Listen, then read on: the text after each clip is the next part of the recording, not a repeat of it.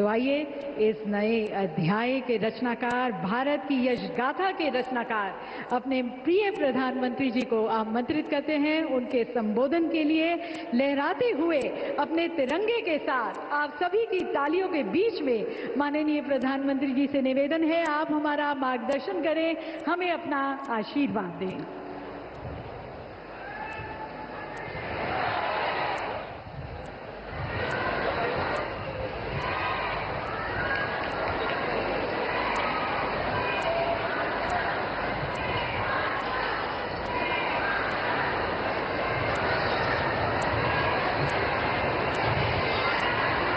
मध्य प्रदेश के राज्यपाल श्रीमान मंगूभाई पटेल, हमारे लोकप्रिय मुख्यमंत्री श्रीमान मोहन यादव जी, टेक्नोलॉजी के माध्यम से हमारे साथ जुड़े हुए केंद्रीय मंत्री, इंदौर से तोखन साहू जी, दतिया से राम मोहन नायडू जी, सतना से मुरलीधर मोहोल जी, यहां मंच पर उपस्थित राज्य के उप मुख्यमंत्री जगदीश देवड़ा जी, राजेंद्र शुक्ला जी, लोकसभा में मेरे साथी बीडी शर्मा जी, अन्य मंत्रीगण, जनप्रतिनिधिगण और विशाल संख्या में आए हुए मेरे प्यारे भाई और बहनों, सबसे पहले मैं मां भारती को, भारत की मातृशक्ति को प्रणाम करता हूं।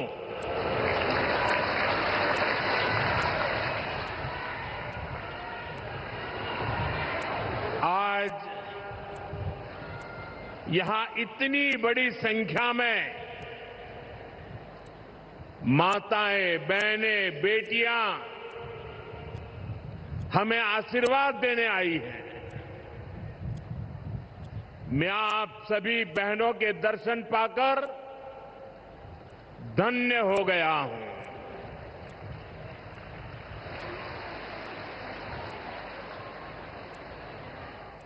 भाइयों बहनों, आज लोकमाता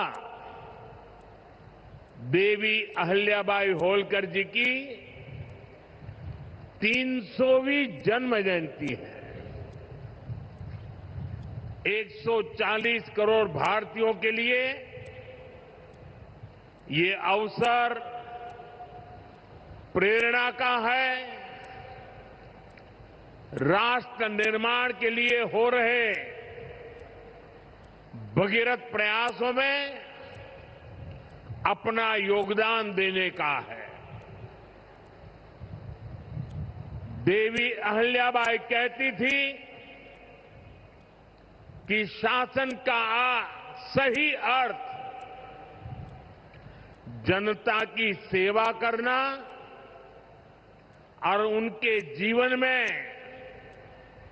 सुधार लाना होता है। आज का कार्यक्रम उनकी इस सोच को आगे बढ़ाता है। आज इंदौर मेट्रो की शुरुआत हुई है। दतिया और सतना भी अब हवाई सेवा से जुड़ गए हैं। ये सभी प्रोजेक्ट मध्य प्रदेश में सुविधाएं बढ़ाएंगे, विकास को गति देंगे और रोजगार के अनेक नए अवसर बनाएंगे। मैं आज इस पवित्र दिवस पर विकास के इन सारे कामों के लिए आप सबको, पूरे मध्य प्रदेश को बहुत बहुत बधाई देता हूं। साथियों, लोक माता देवी अहल्याबाई होलकर, ये नाम सुनते ही मन में श्रद्धा का भाव उमड़ पड़ता है। उनके महान व्यक्तित्व के बारे में बोलने के लिए शब्द कम पड़ जाते हैं। देवी अहल्याबाई प्रतीक है कि जब इच्छा शक्ति होती है, दृढ़ प्रतिज्ञा होती है, तो परिस्थितियां कितने ही विपरीत क्यों न हो, परिणाम लाकर दिखाया जा सकता है। 250-300 साल पहले जब देश गुलामी की जंजीरों में जकड़ा हुआ था, उस समय ऐसे महान कार्य कर जाना कि वह आने वाली अनेक पीढ़ियां उसकी चर्चा करें, ये कहना तो आसान है, करना आसान नहीं था। साथियों, लोक माता अहल्याबाई ने प्रभु सेवा और जन सेवा, इसे कभी अलग नहीं माना। कहते हैं वे हमेशा शिवलिंग अपने साथ लेकर चलती थी। उस चुनौतीपूर्ण कालखंड में एक राज्य का नेतृत्व कांटों से भरा ताज कोई कल्पना कर सकता है? कांटों से भरा ताज पहनने जैसा वो काम, लेकिन लोक माता अहल्याबाई ने अपने राज्य की समृद्धि को नई दिशा दी। उन्होंने गरीब से गरीब को समर्थ बनाने के लिए काम किया। देवी अहल्याबाई भारत की विरासत की बहुत बड़ी संरक्षक थी। जब देश की संस्कृति पर, हमारे मंदिरों, हमारे तीर्थ स्थलों पर हमले हो रहे थे, तब लोक माता ने उन्हें संरक्षित करने का बीड़ा उठाया। उन्होंने काशी विश्वनाथ सहित पूरे देश में हमारे अनेकों मंदिरों का, हमारे तीर्थों का पुनर्निर्माण किया। और ये मेरा सौभाग्य है कि जिस काशी में लोक माता अहल्याबाई ने विकास के इतने काम किए, उस काशी ने मुझे भी सेवा का अवसर दिया है। आज अगर आप काशी विश्वनाथ महादेव के दर्शन करने जाएंगे तो वहां आपको देवी अहल्याबाई की मूर्ति भी वहां पर मिलेगी।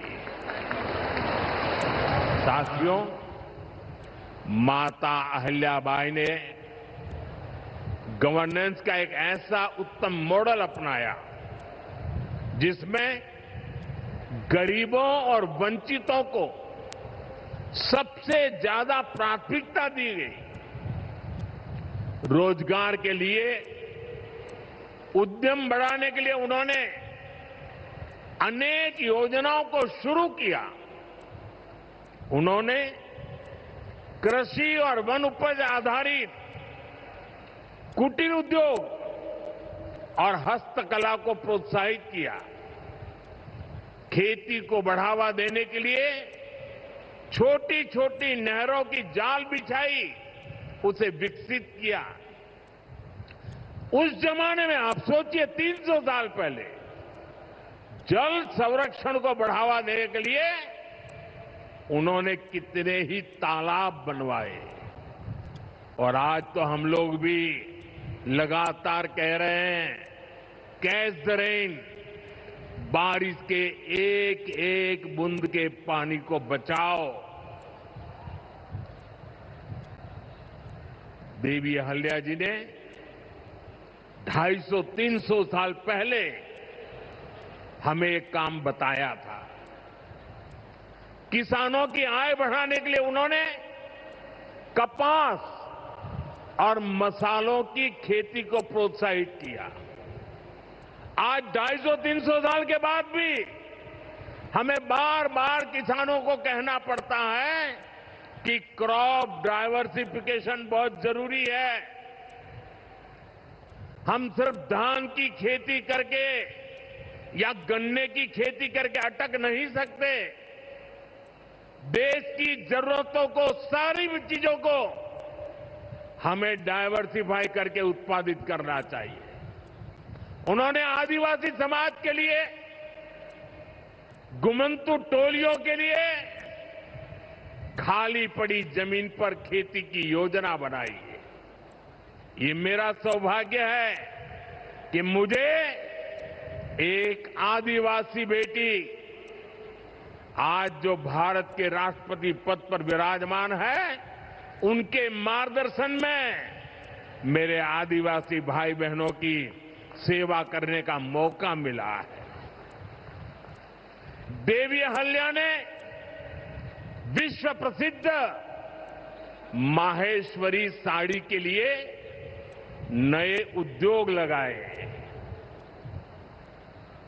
और बहुत कम लोगों को पता होगा कि देवी अहल्या जी हुनर की पारखी थी।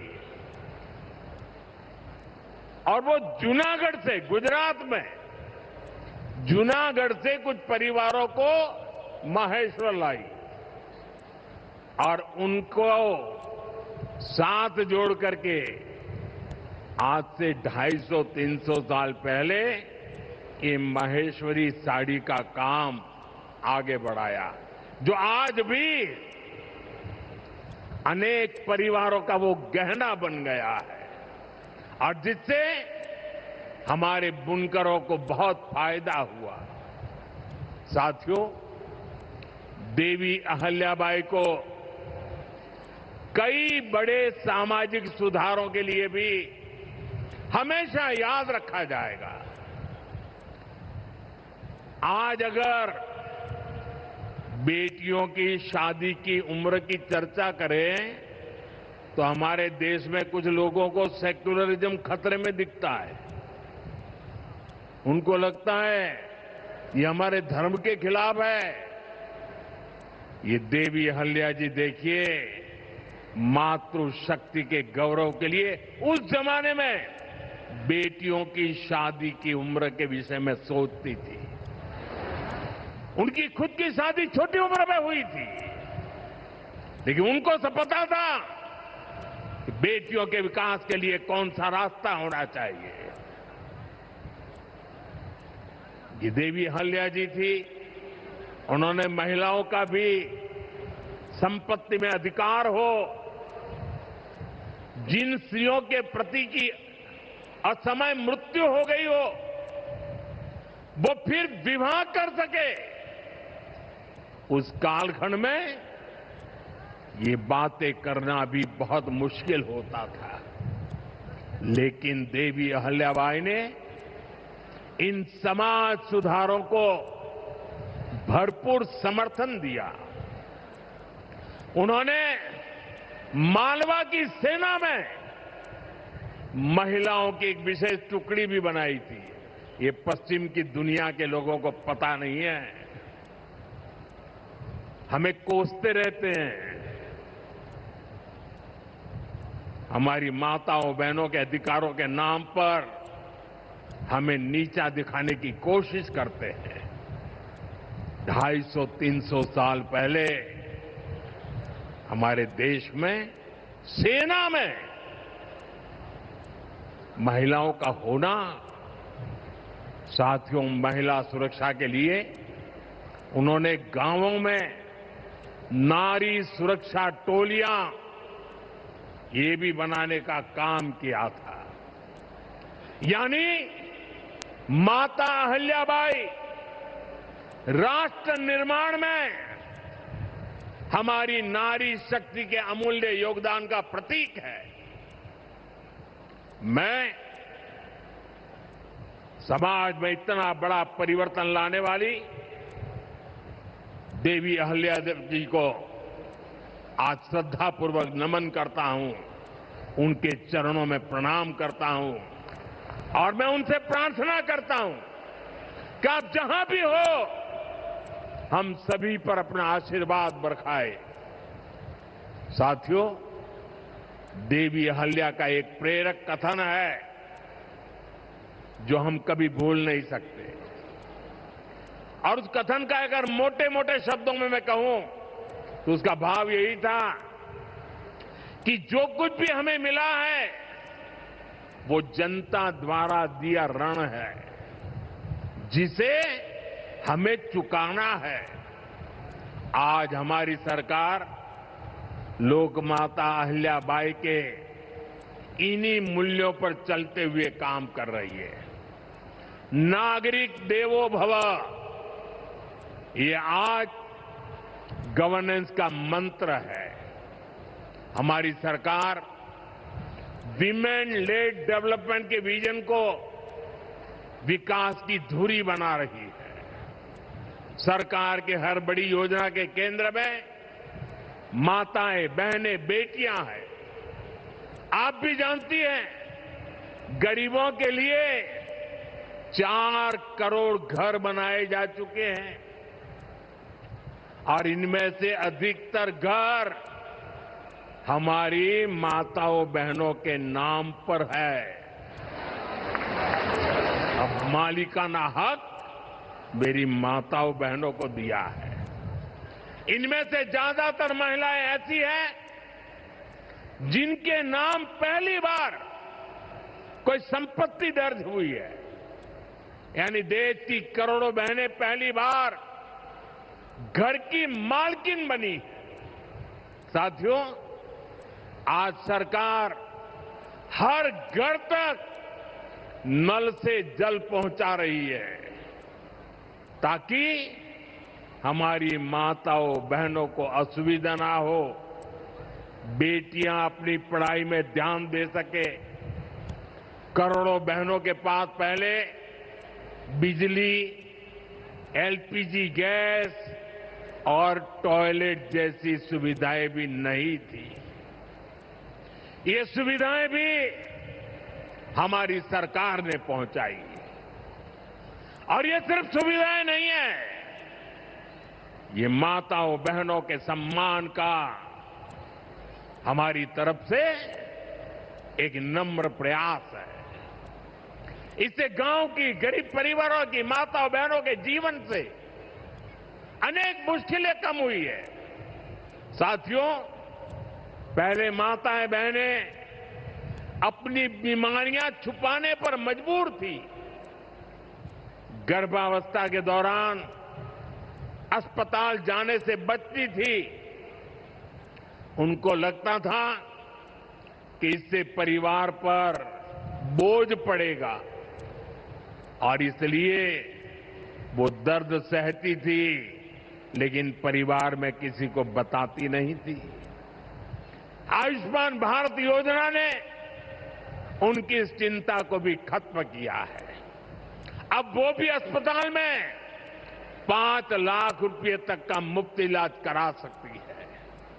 साथियों, महिलाओं के लिए पढ़ाई और दवाई के साथ ही जो बहुत जरूरी चीज है वो कमाई भी है।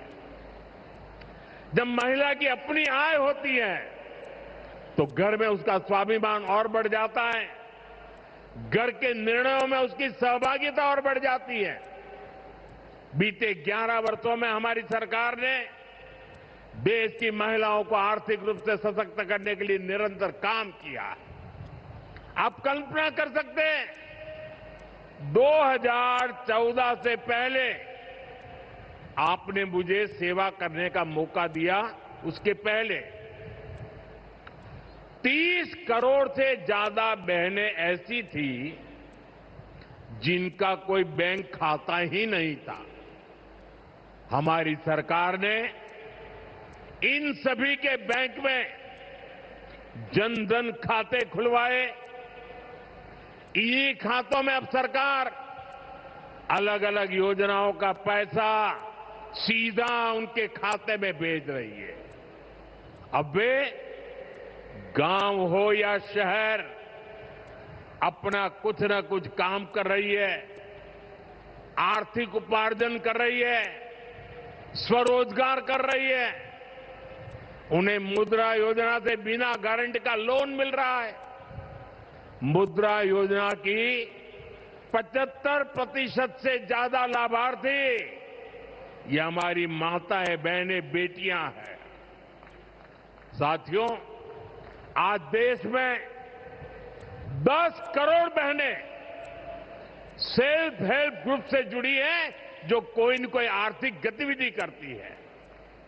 ये बहनें अपनी कमाई के नए साधन बनाएं, इसके लिए सरकार लाखों रुपयों की मदद कर रही है। हमने ऐसी 3 करोड़ बहनों को लखपति दीदी बनाने का संकल्प लिया है। मुझे संतोष है कि अब तक 1.5 करोड़ से ज्यादा बहनें लखपति दीदी बन भी चुकी है। अब गांव-गांव में बैंक सखियां लोगों को बैंकिंग से जोड़ रही है। सरकार ने बीमा सखियां बनाने का अभियान भी शुरू किया है। हमारी बहनें, बेटियां अब देश को बीमा की सुरक्षा देने में बहुत बड़ी भूमिका निभा रही हैं। साथियों, एक समय था जब नई टेक्नोलॉजी आती थी तो उससे महिलाओं को दूर रखा जाता था। हमारा देश आज उस दौर को भी पीछे छोड़ रहा है। आज सरकार का प्रयास है कि आधुनिक टेक्नोलॉजी में भी हमारी बहनें, हमारी बेटियां आगे बढ़कर के नेतृत्व दें। अब जैसे आज खेती में ड्रोन क्रांति आ रही है, इसको हमारी गांव की बहनें ही नेतृत्व दे रही है। नमो ड्रोन दीदी अभियान से गांव की बहनों का हौसला बढ़ रहा है, उनकी कमाई बढ़ रही है और गांव में उनकी एक नई पहचान बन रही है। साथियों, आज बहुत बड़ी संख्या में हमारी बेटियां वैज्ञानिक बन रही है, डॉक्टर, इंजीनियर और पायलट बन रही है। हमारे यहां साइंस और मैथ्स पढ़ने वाली बेटियों की संख्या लगातार बढ़ रही है। आज जितने भी हमारे बड़े स्पेस मिशन हैं, उनमें बड़ी संख्या में वैज्ञानिक के नाते हमारी माताएं, बहनें, बेटियां काम कर रही है। चंद्रयान 3 मिशन पूरा देश गौरव कर रहा है। चंद्रयान 3 मिशन में तो 100 से अधिक महिला वैज्ञानिक और महिला इंजीनियर शामिल थी। ऐसे ही जमाना स्टार्टअप का है। स्टार्टअप के क्षेत्र में भी हमारी बेटियां अद्भुत काम कर रही है। देश में लगभग 45% स्टार्टअप की, उसमें कम से कम एक डायरेक्टर कोई न कोई हमारी बहन है, कोई न कोई हमारी बेटी है, महिला है। और ये संख्या लगातार बढ़ रही है। साथियों, हमारा प्रयास है कि नीति निर्माण में बेटियों की भागीदारी लगातार बढ़े। बीते एक दशक में इसके लिए एक के बाद एक अनेक कदम उठाए गए हैं। हमारी सरकार में पहली बार पूर्णकालिक महिला रक्षा मंत्री बनी, पहली बार देश की वित्त मंत्री एक महिला बनी, पंचायत से लेकर पार्लियामेंट तक महिलाओं की संख्या लगातार बढ़ रही है। इस बार 75 सांसद महिलाएं हैं, लेकिन हमारा प्रयास है कि ये भागीदारी और बढ़े। नारी शक्ति वंदन अधिनियम के पीछे भी यही भावना है। सालों तक इस कानून को रोका गया, लेकिन हमारी सरकार ने इसे पारित करके दिखाया। अब संसद और विधानसभाओं में महिला आरक्षण पक्का हो गया है। कहने का अर्थ ये है कि भाजपा सरकार बहनों बेटियों को हर स्तर पर, हर क्षेत्र में सशक्त कर रही है। साथियों, भारत संस्कृति और संस्कारों का देश है और सिंदूर ये हमारी परंपरा में नारी शक्ति का प्रतीक है। राम भक्ति में रंगे हनुमान जी भी सिंदूर को ही धारण किए हुए हैं। शक्ति पूजा में हम सिंदूर का अर्पण करते हैं और यही सिंदूर अब भारत के शौर्य का प्रतीक बना है।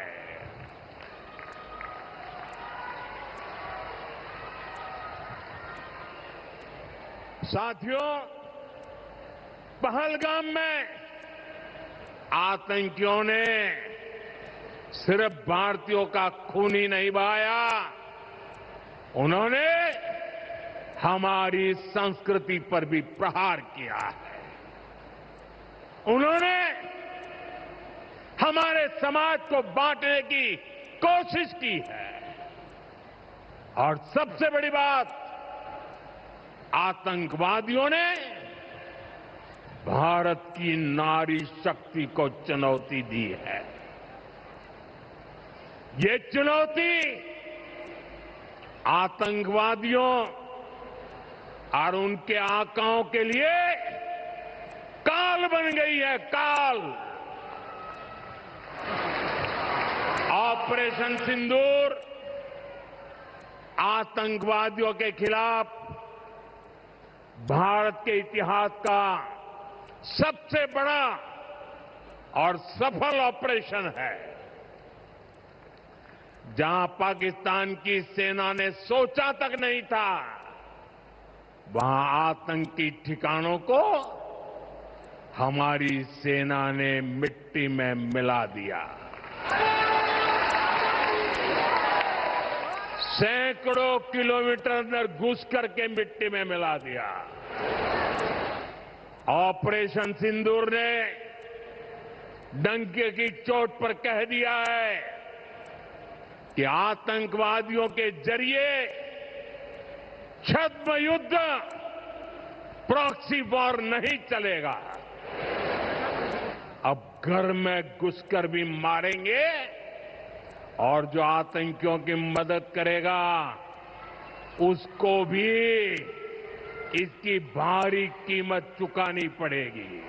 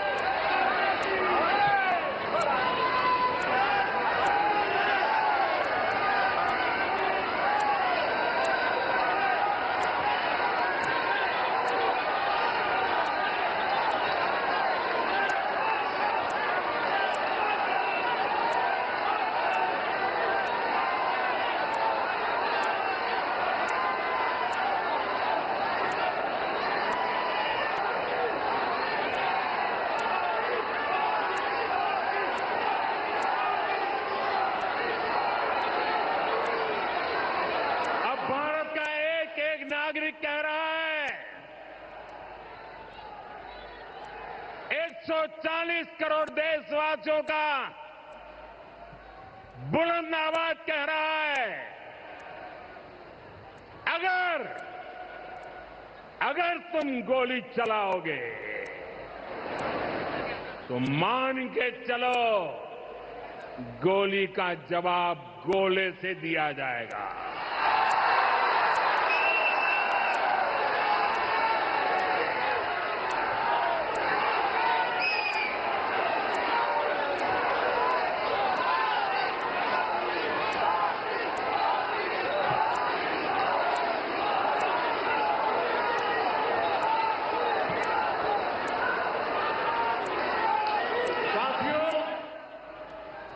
ऑपरेशन सिंदूर हमारी नारी शक्ति के सामर्थ्य का भी प्रतीक बना है।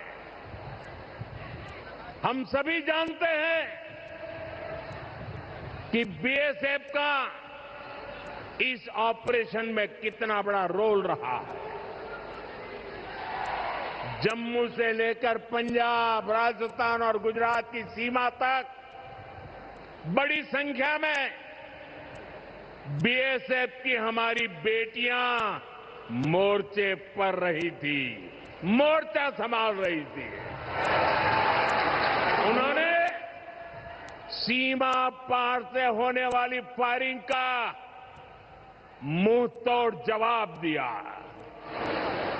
कमांड एंड कंट्रोल सेंटर से लेकर दुश्मनों की पोस्टों को ध्वस्त करने तक बीएसएफ की वीर बेटियों ने अद्भुत शौर्य दिखाया है।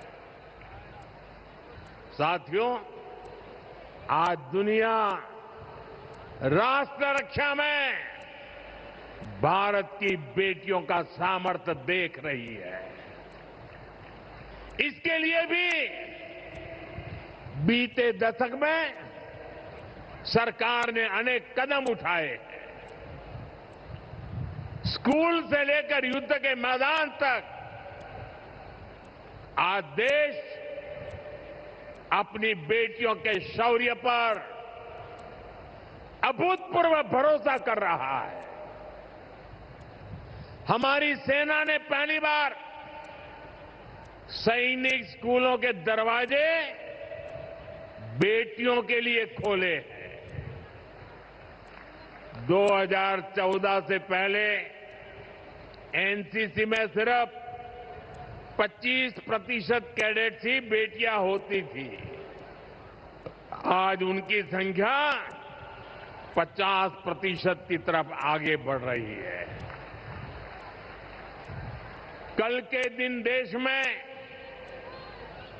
एक और नया इतिहास बना है। आज अखबार में देखा होगा आपने, नेशनल डिफेंस एकेडमी यानी एनडीए से महिला कैडेट्स का पहला बैच पास आउट हुआ है। आज सेना, नौसेना और वायुसेना में बेटियां अग्रिम मोर्चे पर तैनात हो रही है। आज फाइटर प्लेन से लेकर आईएनएस विक्रांत युद्धपोत तक विमेन ऑफिसर्स अपनी जांबाजी दिखा रही है। साथियों, हमारी नौसेना की वीर बेटियों के साहस का ताजा उदाहरण भी देश के सामने है। आपको मैं नाविका सागर परिक्रमा के बारे में बताना चाहता हूं। नेवी की 2 वीर बेटियों ने करीब 250 दिन की समुद्री यात्रा पूरी की है। धरती का चक्कर लगाया है। हजारों किलोमीटर की ये यात्रा उन्होंने ऐसी नाव से की जो मोटर से नहीं बल्कि हवा से चलती है।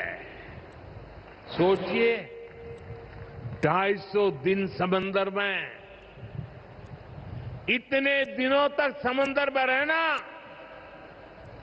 कई कई हफ्ते तक जमीन के दर्शन तक नहीं होना, और ऊपर से समंदर का तूफान कितना तेज होता है मुझे पता है। खराब मौसम, भयानक तूफान, उन्होंने 2 बेटियां,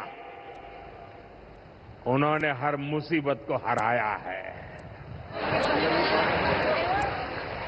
ये दिखाता है कि चुनौती कितनी भी बड़ी हो, भारत की बेटियां उस पर विजय पा सकती है।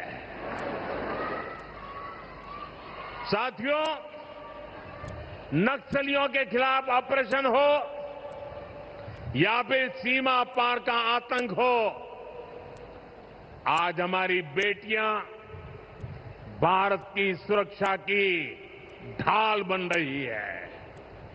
मैं आज देवी अहल्या की इस पवित्र भूमि से देश की नारी शक्ति को फिर से सैल्यूट करता हूं। साथियों, देवी अहल्या ने अपने शासनकाल में विकास के कार्यों के साथ साथ विरासत को भी सहेजा। आज का भारत भी विकास और विरासत दोनों को साथ लेकर चल रहा है।